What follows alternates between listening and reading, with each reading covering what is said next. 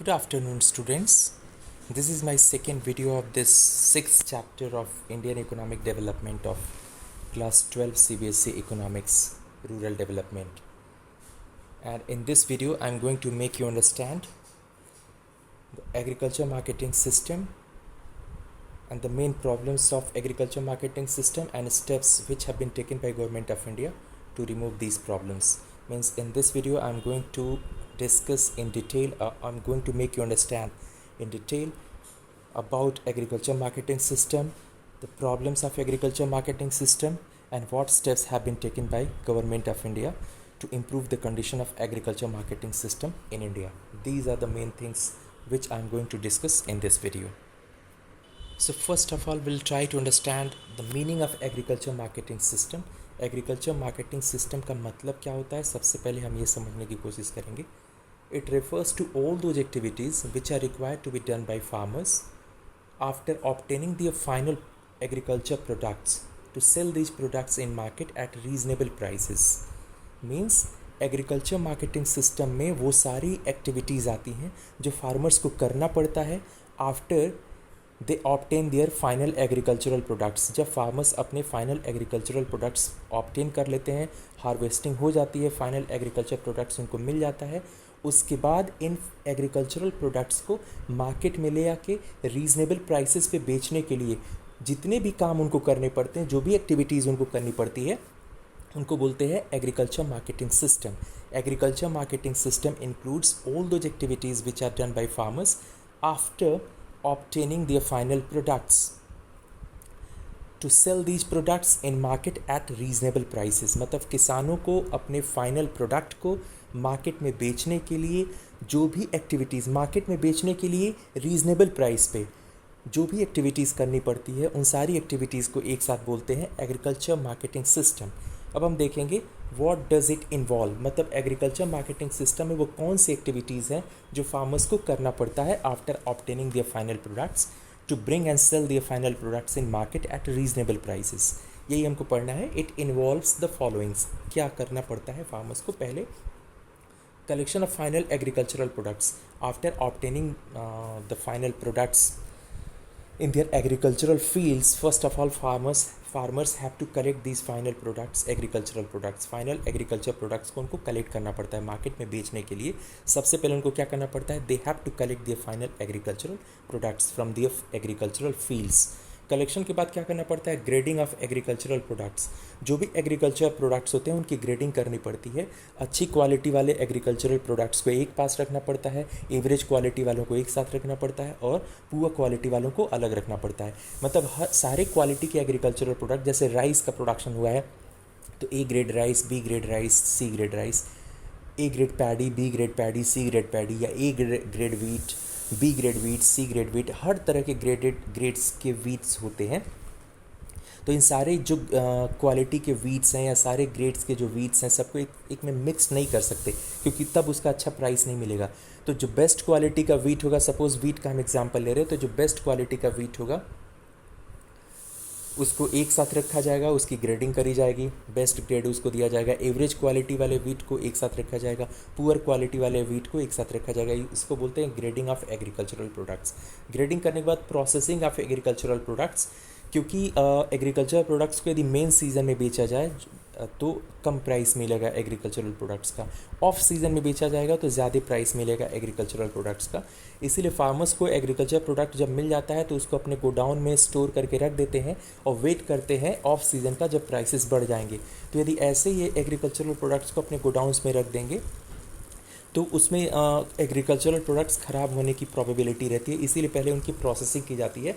मतलब उनमें preservatives mix करके रखे जाते हैं. प्रिजर्वेटिव्स के साथ जब एग्रीकल्चरल प्रोडक्ट्स को रखा जाता है तो इसको बोलते हैं प्रोसेसिंग ऑफ एग्रीकल्चरल प्रोडक्ट्स. उसके बाद क्या करते हैं? Storage of agricultural products. जब ऑब्टेन कर लेते हैं फार्मर्स एग्रीकल्चरल प्रोडक्ट्स को तो तुरंत मार्केट में ले जाके बेचेंगे तो उनका प्राइस अच्छा नहीं मिलेगा, क्योंकि मेन सीजन में प्राइस कम होता है. इसीलिए ग्रेडिंग करने के बाद उनमें प्रिजर्वेटिव्स मिक्स करते हैं, इसको बोलते हैं प्रोसेसिंग. उसके बाद कोल्ड स्टोरेजेस और गोडाउंस में इसको स्टोर करते हैं, इसको बोलते हैं storage of agricultural products. Storage के बाद जब ऑफ सीजन आता है तो बेचने के लिए प्रोडक्ट्स को अपने गोडाउन से बाहर निकालते हैं. बाहर निकालने के बाद उनको क्या करते हैं? Packing of agricultural products. उनके पैकेट्स बनाए जाते हैं. पैकिंग जितनी अच्छी होगी उतना ही प्राइस उनको अच्छा मिलेगा। पैकिंग के बाद transportation of agricultural products, packing करने के बाद गोडाउन से मार्केट तक एग्रीकल्चरल प्रोडक्ट्स की क्या करी जाती है, ट्रांसपोर्टिंग करी जाती है। These agricultural products are transported from godowns to markets for selling, और उसके बाद लास्ट में किया जाता है selling of agricultural products. So these are the steps which are involved in agriculture marketing system. First, collection of final agricultural products. After collection, these are graded. Agricultural products are graded into different grades. Then preservatives are mixed with agricultural products to increase the durability of agricultural product. उनकी durability या life span बढ़ाने के लिए agriculture products में mix करना पड़ता है preservatives, processing बोलते हैं। After that agricultural products are stored in godowns. Then in off season, when farmers want to sell these products in market, they start packing these agricultural products. They start fill these agricultural products in packets, and then these are transported to markets, transportation of agricultural products, and then these are sold in market, selling of agricultural product. ये पूरा system होता है agriculture marketing system. इतनी सारी चीज़ें इसमें आती हैं। अब एग्रीकल्चर मार्केटिंग सिस्टम यदि अच्छा होगा तो एग्रीकल्चरल प्रोडक्ट्स के अच्छे प्राइस मिलेंगे, प्रॉफिटेबल प्राइस मिलेंगे, रीजनेबल प्राइस मिलेंगे। यदि एग्रीकल्चर मार्केटिंग सिस्टम पुअर होगा तो फार्मर्स को अपने क्रॉप्स के या एग्रीकल्चरल प्रोडक्ट्स के रीजनेबल या प्रॉफिटेबल प्राइस नहीं मिलेंगे। और जैसा कि हम जानते हैं, most of the farmers in our country are not able to get reasonable prices for their agricultural products और profitable prices for their agricultural products. That is why most of the farmers are in loss. That is why they are facing the problem of poverty, low living standard etcetera. ये सारी problems face कर रहे हैं farmers, क्योंकि agriculture marketing system हमारे country का अच्छा नहीं है। That is why most of the farmers are not getting proper prices or reasonable or profitable prices for their agricultural products. It means there are some problems in agriculture marketing system. यही problems क्या है? What are the main problems of agriculture marketing system? Now we are going to study this thing. Problems in agriculture marketing system in India. पहला problem है forced sale. Forced sale मतलब मजबूरी में अपने crops को farmers को बेचना पड़ता है traders को। इसका मतलब क्या होता है और क्यों ऐसा करना पड़ता है, उसके लिए मैं बताता हूँ।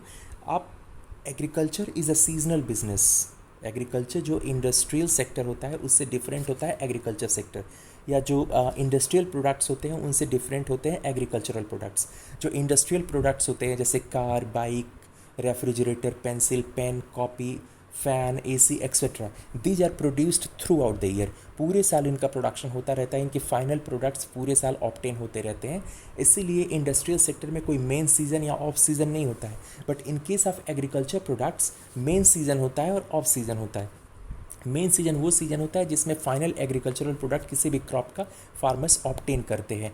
जैसे वीट की बात करें तो वीट का जो फाइनल क्रॉप है in the month of April और मई मिलती है, तो month of April and May wheat के लिए हो जाएगा मेन सीज़न। मेन सीज़न में पूरे कंट्री में अप्रैल और मई के मंथ में वीट की क्रॉप्स की हार्वेस्टिंग होती है। पूरे कंट्री में सारे फार्मर्स एक साथ वीट का फाइनल प्रोडक्ट ऑब्टेन करते हैं अप्रैल और मई के मंथ में, इसीलिए ओवर सप्लाई हो जाती है मेन सीज़न में, which is April end month in case of wheat. तो मेन सीजन में ओवर सप्लाई एग्रीकल्चरल प्रोडक्ट की हो जाती है in case of wheat in month of April and May, इसलिए मेन सीजन में प्राइसेस एग्रीकल्चरल प्रोडक्ट के बहुत डाउन हो जाते हैं। और फार्मर्स यदि मेन सीजन में अपनी क्रॉप्स को बेचेंगे, अपने फाइनल प्रोडक्ट को बेचेंगे, तो उनको प्रॉफिटेबल प्राइस नहीं मिलेगा। कब बेचेंगे तो प्रॉफिट मिलेगा? जब ऑफ सीज़न होता है। ऑफ सीज़न तब होता है जब फाइनल कोई भी एग्रीकल्चर प्रोडक्ट की स्केर्सिटी होती है। जैसे कि वीट के केस में इन the month of September, October, November country में स्केर्सिटी होती है वीट की। तो सितंबर, अक्टूबर, नवंबर में यदि फार्मर्स वीट बेचेंगे तो स्केर्सिटी होने के कारण या सप्लाई कम होने के कारण उनको प्रॉफिटेबल प्राइस मिलेगा। ओके, ऐसे राइस की बात करें तो राइस का भी एक मेन सीजन होता है, ऑफ सीजन होता है। मेन सीजन राइस कब होता है? जब फाइनल राइस का प्रोडक्ट मिलता है in the month of October, November. इन सारे मंथ्स में फाइनल क्रॉप या फाइनल प्रोडक्ट पैडी का मिलता है, तो ये हो जाता है मेन सीजन। ऑफ सीजन कब हो जाता है? In the month of April, May, June. इन सारे मंथ्स में there is scarcity of paddy या राइस की स्केर्सिटी होती है, इसीलिए राइस का ऑफ सीजन ये हो जाता है मंथ ऑफ अप्रैल, मई, जून। और इन मंथ्स में इसकी स्केर्सिटी होने के कारण प्राइसेस ज़्यादा होते हैं।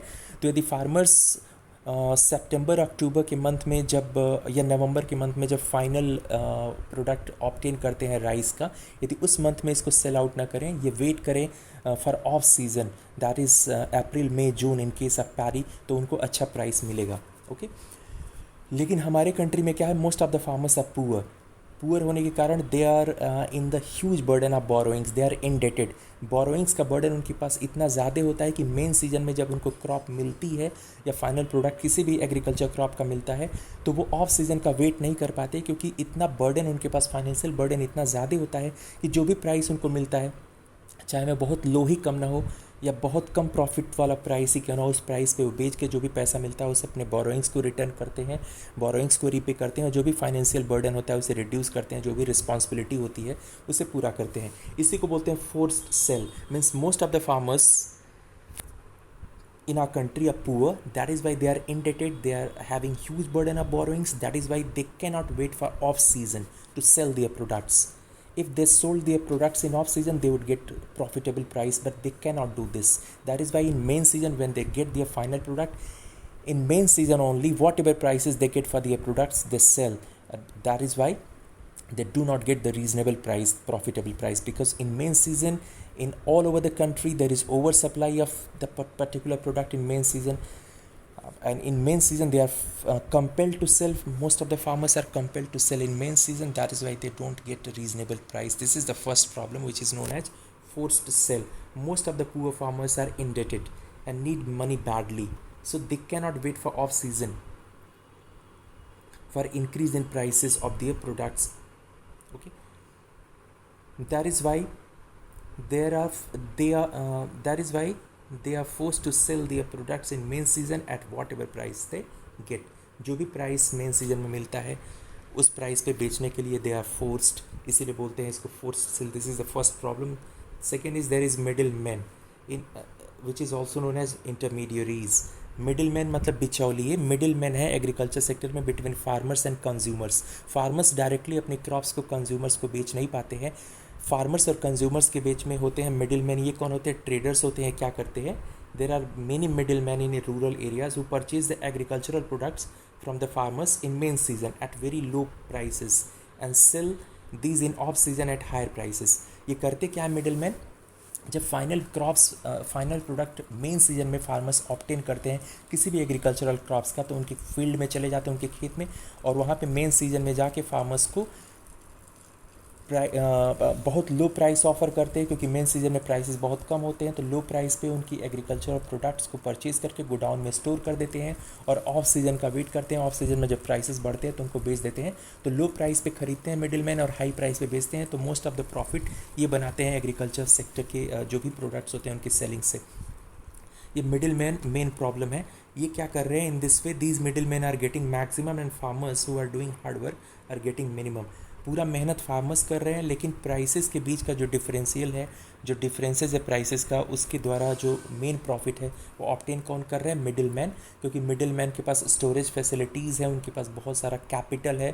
फार्मर्स से मेन सीजन में क्रॉप्स या जो भी फाइनल प्रोडक्ट है परचेज करके गोडाउन में स्टोर करते हैं, ऑफ सीजन का वेट करते हैं और प्रॉफिट बनाते हैं. और फार्मर्स तो ऑलरेडी मैंने बताया है कि they are compelled, they are forced to sell their final agricultural products in main season because they need money badly for to reduce their financial different kind of financial burden. जो भी उनके ऊपर financial burden है उसको reduce करने के लिए जो भी प्राइस उनको मिलता है ट्रेडर्स ऑफर करते हैं, उस प्राइस पे अपने प्रोडक्ट को बेच के पैसा अर्न करते हैं और उससे अपनी जो भी फाइनेंशियल रिस्पॉन्सिबिलिटीज़ हैं उसको पूरा करते हैं. और इस तरह से middleman most of the profit बना रहे हैं from agriculture sector. Next is lack of storage facility. In agriculture sector there is lack of storage facility. मतलब there are many farmers in rural areas who are ready to wait for off season. कुछ बहुत सारे ऐसे भी farmers हैं जो of season तक wait करने के लिए तैयार है. मतलब जब मेन सीजन में उनको फाइनल प्रोडक्ट मिलता है, उसके अच्छे प्राइस नहीं मिलता है, तो ऑफ सीजन तक वेट करने के लिए तैयार रहते हैं, लेकिन फिर भी वो वेट नहीं कर पाते हैं because of lack of storage facilities. क्योंकि वेट करें तो कैसे? एग्रीकल्चरल जो भी प्रोडक्ट्स होते हैं उनको ओपन में तो रखा नहीं जा सकता, ओपन में रखेंगे तो बारिश से भीग के या धूप लगने के कारण वो ख़राब हो जाएंगे एग्रीकल्चरल प्रोडक्ट्स, इसीलिए उनको गोडाउन्स या कोल्ड स्टोरेजेस में स्टोर करना पड़ता है। लेकिन रूरल एरियाज़ में एग्रीकल्चर सेक्टर में स्टोरेज फैसिलिटीज़ अवेलेबल नहीं है for most of the farmers, that is why also they can not wait. तो कुछ फाइनेंशियल बर्डन के कारण वेट नहीं कर पाते हैं, फोर्स सेल कर देते हैं, कुछ because of lack of storage facilities off season तक वेट नहीं कर पाते हैं और मेन सीजन में ही जो भी प्राइस मिलता है उस पर बेच देते हैं और मोस्ट ऑफ द फार्मर्स को बेचना पड़ता है eight very low price, because of that most of the farmers are in loss। तो ये लिखा हुआ है because of lack of storage facilities near about 10% of total agriculture production is wasted.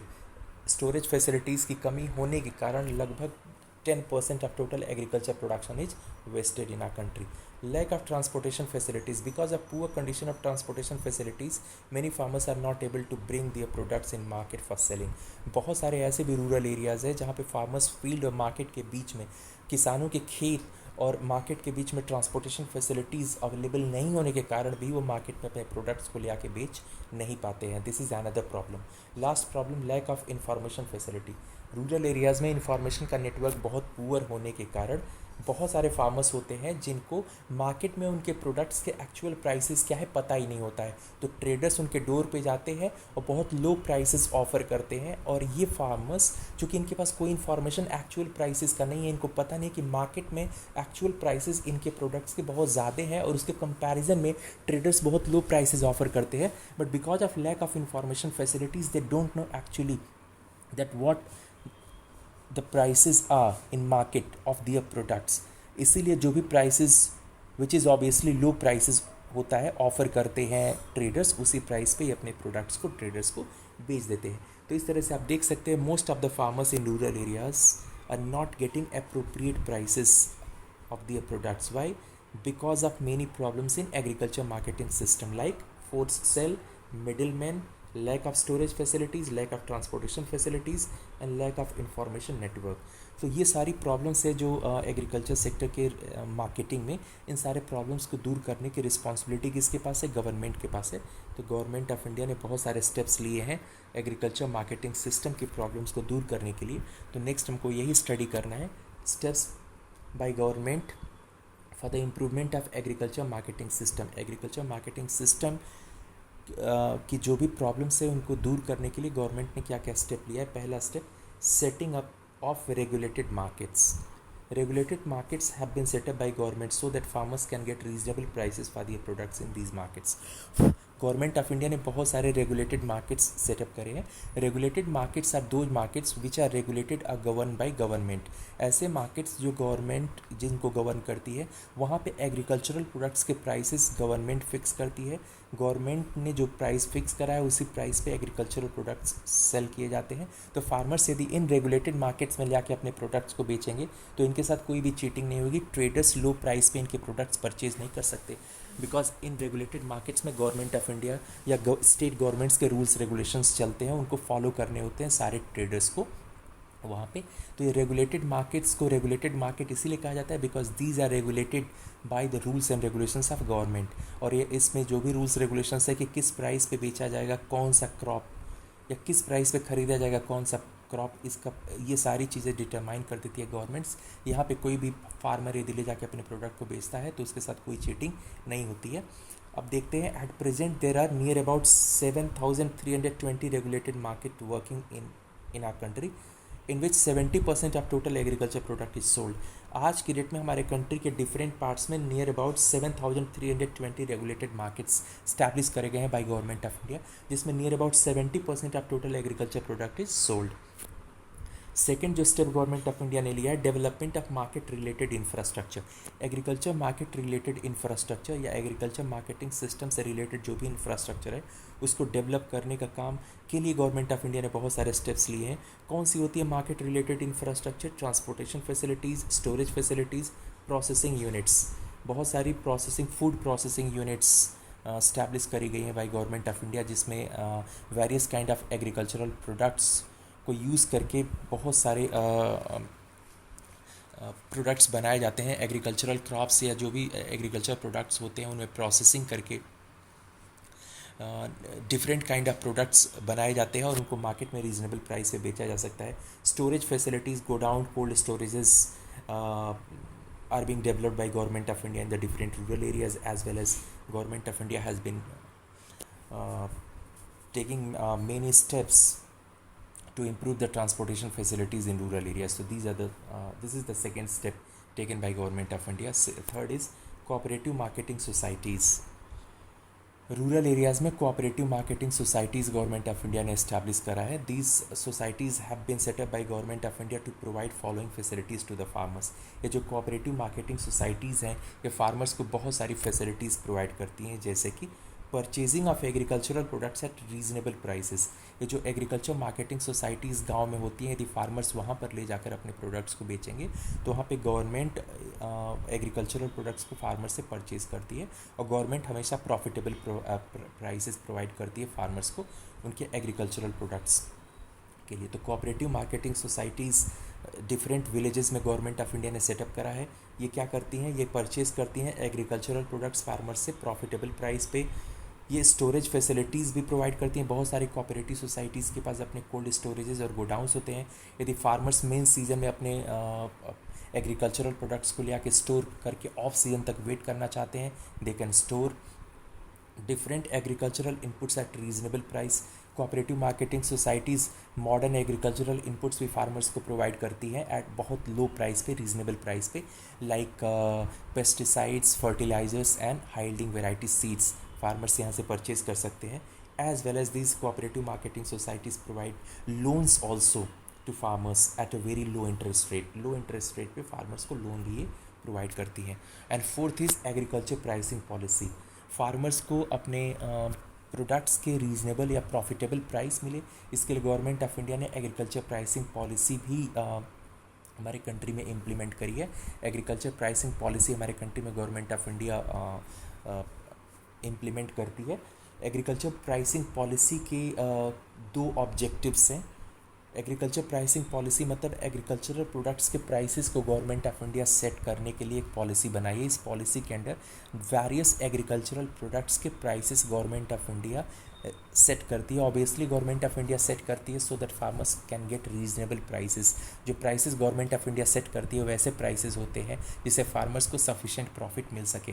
तो अब हम देखेंगे ऑब्जेक्टिव्स क्या है एग्रीकल्चर प्राइसिंग पॉलिसी के. पहला objective to provide reasonable prices to the farmers for their agricultural products. Reasonable prices मतलब profitable prices. ये एग्रीकल्चर प्राइसिंग पॉलिसी के अंडर में गवर्नमेंट ऑफ इंडिया क्या करती है, एग्रीकल्चरल क्रॉप्स या एग्रीकल्चरल प्रोडक्ट्स के प्राइसेस सेट करती है. ये प्राइसेस होते हैं प्रॉफिटेबल प्राइसेस. दूसरा, to provide sufficient food grains to consumers at reasonable prices. इस एग्रीकल्चर प्राइसिंग पॉलिसी का दूसरा जो ऑब्जेक्टिव होता है वो होता है कंज्यूमर्स को एग्रीकल्चरल प्रोडक्ट्स रीजनेबल प्राइसेस पे प्रोवाइड करना. मतलब एग्रीकल्चरल प्रोडक्ट्स के प्राइसेस यदि बहुत ज़्यादा होंगे तो ये फार्मर्स के लिए तो अच्छा होगा, बट कंज्यूमर्स के लिए क्या हो जाएगा, अनफेवरेबल हो जाएगा. पुअर कंज्यूमर्स एग्रीकल्चरल प्रोडक्ट्स को खरीद के स्पेशली फूड ग्रेन्स को परचेज करके सफिशिएंट क्वांटिटी में यूज़ नहीं कर पाएंगे. तो एक सेक्शन ऑफ सोसाइटी के लिए, फार्मर्स के लिए तो अच्छा हो जाएगा, बट पुअर कंज्यूमर्स के लिए ये सिचुएशन अनफेवरेबल हो जाएगी. या एग्रीकल्चरल प्रोडक्ट्स के प्राइसेस यदि बहुत लो हों, यदि एग्रीकल्चर प्राइसेस बहुत लो हो तो ये कंज्यूमर्स के लिए तो बहुत अच्छा हो जाएगा, बट फार्मर्स के लिए क्या हो जाएगा, अनफेवरेबल हो जाएगा. तो एग्रीकल्चरल प्रोडक्ट्स के प्राइसेस न तो बहुत ज़्यादा होने चाहिए न तो बहुत कम. यदि बहुत ज़्यादा हो गए तो फार्मर्स के लिए बेटर सिचुएशन, बट कंज्यूमर्स के लिए क्या हो जाएगा, पुअर अनफेवरेबल सिचुएशन. या प्राइसेस बहुत लो तो कंज्यूमर्स के लिए बहुत अच्छा, उनको सस्ते में सामान एग्रीकल्चर प्रोडक्ट या फूड ग्रेन्स मिलने लगेगा, लेकिन फार्मर्स के लिए बहुत अनफेवरेबल कंडीशन हो जाएगी, सर्कमस्टांस हो जाएगी. इसीलिए government of India agriculture pricing policy में एग्रीकल्चरल प्रोडक्ट्स के प्राइसेस इस तरह से सेट करती है कि फार्मर्स को भी प्रॉफिटेबल प्राइस मिल जाए और कंज्यूमर्स को भी फूड ग्रेन्स रीजनेबल प्राइस पे मिल जाए. न तो फार्मर्स को लॉस हो न तो कंज्यूमर्स को लॉस हो. इस तरह से प्राइसेस सेट करती है government of India. Under agriculture pricing policy दो तरह के prices government of India set करती है. पहला प्राइस होता है मिनिमम सपोर्ट प्राइस और दूसरा जो प्राइस होता है fair price. Minimum support price क्या होता है, ये किसके लिए सेट करा जाता है. Minimum support price is set by government for the farmers. Farmers के लिए सेट किया जाता है. ये प्राइस क्या होता है, minimum support price, It is that price level at which government is ready to purchase the agricultural products from the farmers.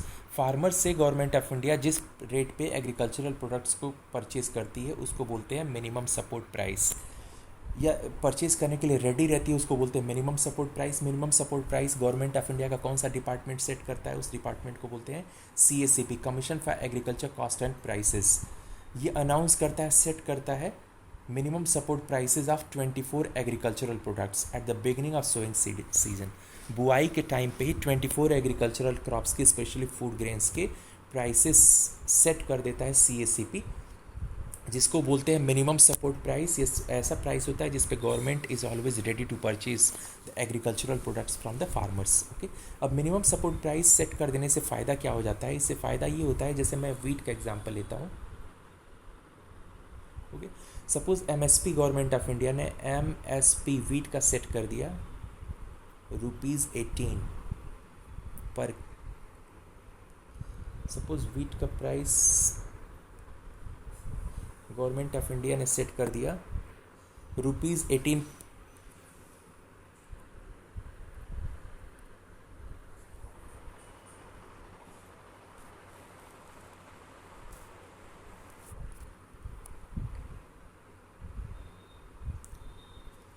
Okay, suppose wheat का price MSP government of India ने wheat का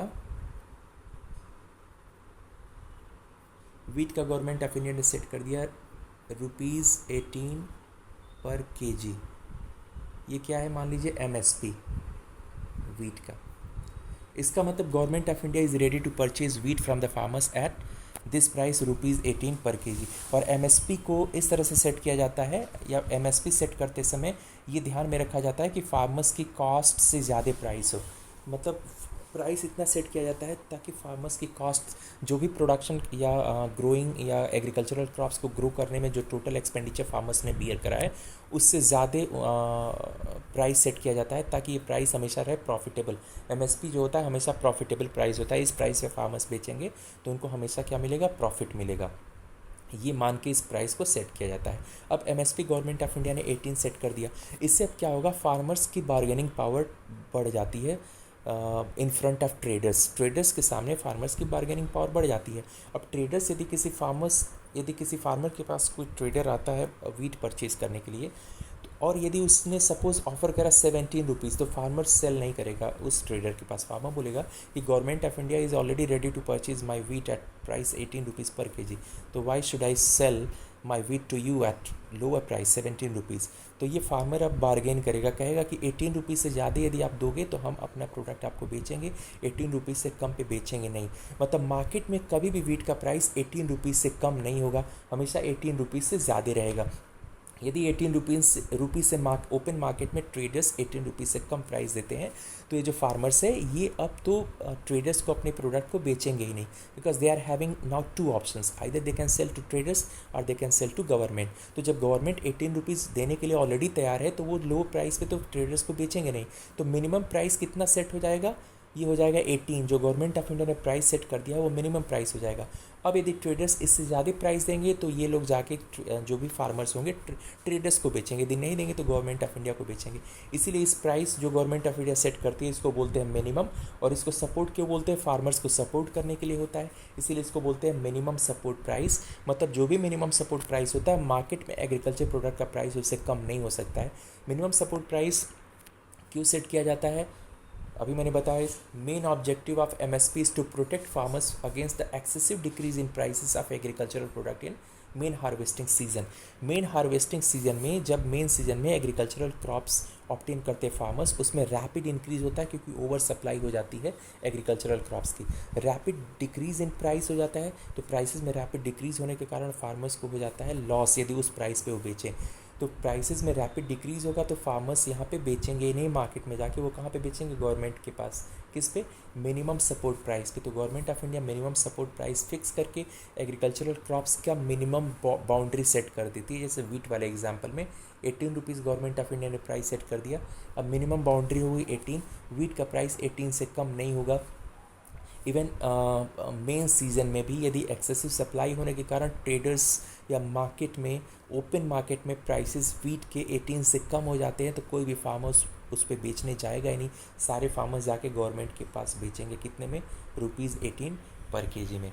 इस तरह से minimum support price वो price होता है जिस पे गवर्नमेंट हमेशा एग्रीकल्चरल क्रॉप्स फार्मर से परचेज़ करने के लिए रेडी रहती है। मेन ऑब्जेक्टिव ये होता है कि ये फार्मर्स को बचाता है, प्रोटेक्ट करता है against excessive decrease in price in agriculture prices of agricultural products. यदि एग्रीकल्चरल प्रोडक्ट के प्राइसेस में एक्सेसिव डिक्रीज होता है ओपन मार्केट में, तो उससे उनको लॉस नहीं होगा कि वो ओपन मार्केट में बेचने नहीं जाएंगे, उनके पास दूसरा ऑप्शन रहेगा, एमएसपी पे सेल करेंगे टू गवर्नमेंट।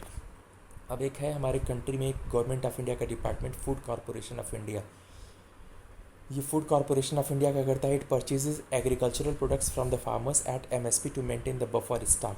ये बफर स्टॉक बना के रखता है फूड ग्रेन्स का, एक बड़ा सा स्टॉक बना के रखता है हमेशा, ताकि कभी भी हमारे कंट्री में कोई नेचुरल कैलेमिटी आती है या कोई भी एडवर्स सर्कमस्टांस हमारे कंट्री में आता है जिसके कारण एग्रीकल्चर प्रोडक्ट की स्केर्सिटी हो जाती है, फूड ग्रेन्स की कमी हो जाती है, तो इस बफर स्टॉक से निकाल के फूड ग्रेन्स की सप्लाई हमारे कंट्री में की जा सकती है।